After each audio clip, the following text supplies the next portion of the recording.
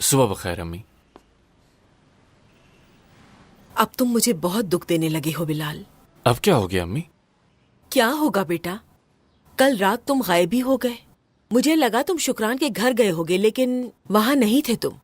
کتنی شرمندہ ہوئی میں ان کے سامنے. مجھے سمجھ نہیں آ رہا تھا کیا کہوں ان سے.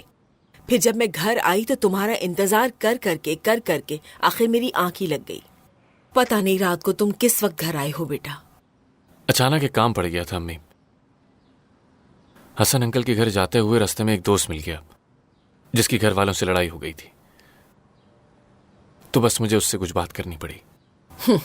تمہارے کسی دوست کی اپنے گھر والوں سے لڑائی ہو گئی ہے؟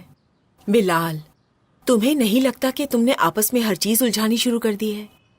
جس دوست کے پاس تم کل رات کو گئے ہوئے تھے بیٹا، اور وہ لڑکی جس نے خود پر گولی کھا کر تمہیں بچایا، کیا وہ دونوں برابر ہیں؟ بیچاری شکران پورا وقت تمہاری راہ تکتی رہی.